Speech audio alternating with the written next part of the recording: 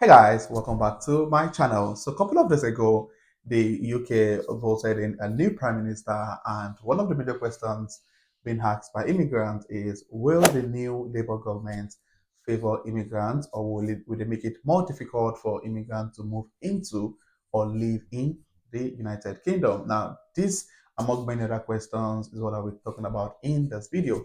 Now, since the Labour Party got into power a couple of days ago, they're making so many bold moves, proposing so many, changing policies that directly affect immigrants, both legal and illegal immigrants.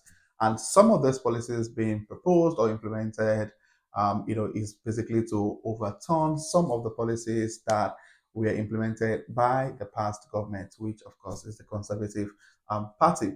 So I'm going to be talking about some of the changes they've made that overturns the past and the most recent change in immigration policies, and some of the policies that won't be affected.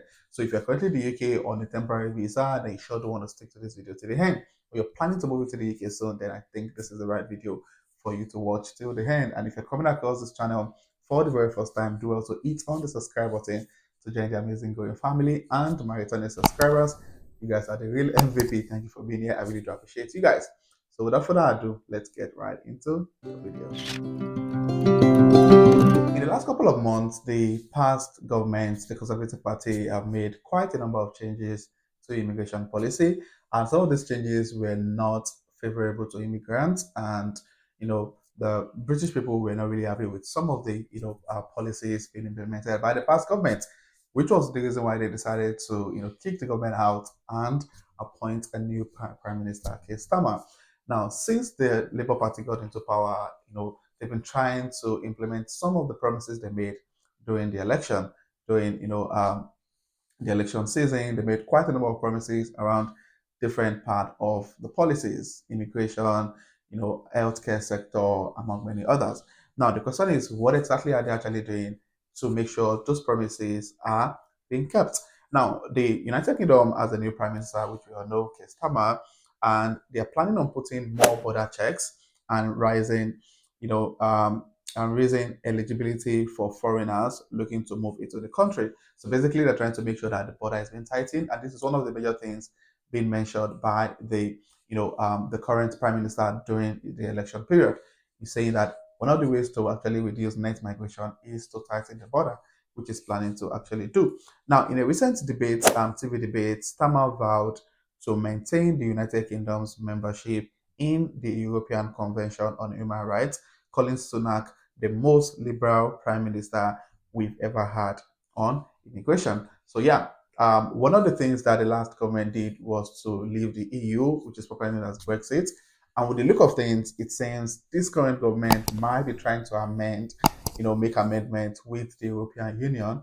And one of the major reasons why there were loads of influx of immigrants into the UK was because the United Kingdom left the European Union, which caused a massive gap in staffing across different sectors. So many sectors in the UK were having shortage of staff, and this caused the UK government to decide to open their border to allow immigrants, according to them, the brightest of the brightest across different countries to move into the United Kingdom across different visa categories. One of which was the health and care visa, just to help manage the staff shortage in the health occupation. So now this led to a massive increase last year. Earlier this year, the government recording a massive increase in the number of net migration. And one of the goals of the new government is to make sure that this number reduced drastically. Now, Labour has pledged to reduce net migration, aiming to lower annual figures to a couple of to a couple of 100,000. They believe not setting a specific target is sensible, but anticipates their policy will achieve the reduction. The Office of Budget Responsibility forecasts net migration to stabilize around 350,000 annually over the next 5 years under current conservative policies, without additional measure to lower this number. So basically, they're trying to see how the most recent policies implemented by the Conservative Party will help reduce net migration, and they've also proposed to, make some changes on some of these policies that were implemented by the Conservative Party. Now, so a fiscal impact of 350,000 annual net migration is projected to reduce public sector borrowing by 7.4 billion by 2018 to 2019, 2028 to 2029, benefiting public finances.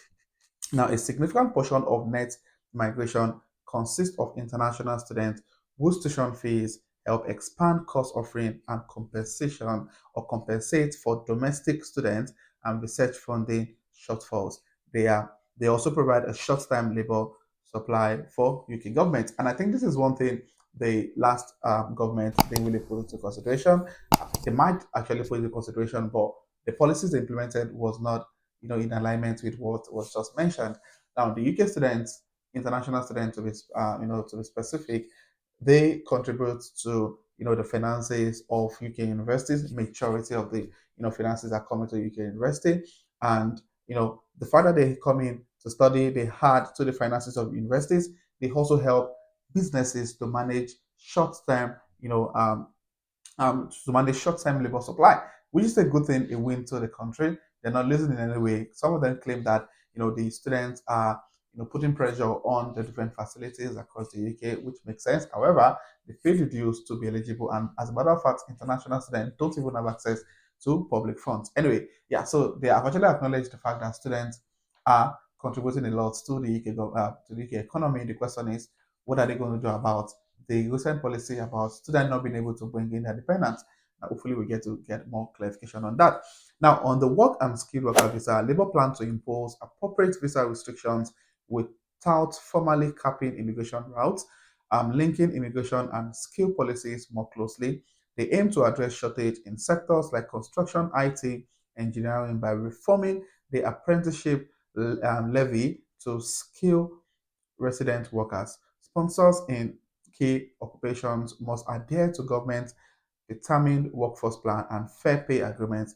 The Labour Party plan to do a couple of other things around the work visas. So basically, for those who have been following this channel or following the news across the UK, one of the major plan of the government to reduce net migration or to reduce net migration is to make sure that organizations put in some skill program to help upskill the British people so they don't have to rely on foreign workers, which hopefully we're looking how that is going to help reduce net migration.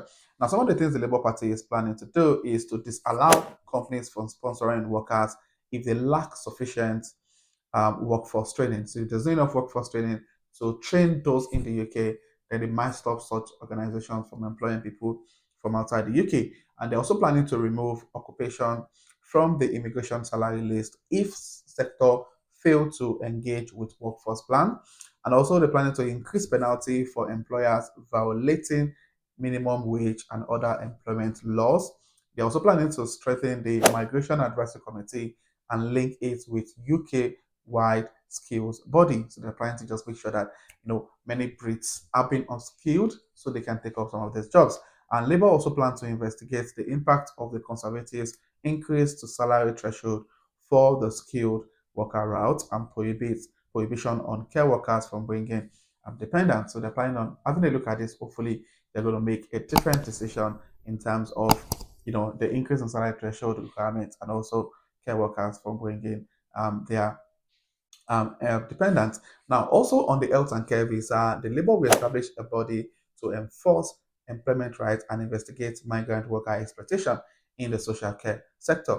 They do not plan to reverse the ban on family accompanying those on the health, on the care and the social care worker visa. So yeah, the chances of that changing is probably going to be extremely low. However, for those on the skilled worker visa, they're actually planning to make sure they review, the salary threshold requirements that has been increased to about 38,700. Now, among other things, for the family and the settled status routes, Labour supports the increase to the minimum income requirements for the partner routes, but emphasize a review of family routes for social and economic benefits.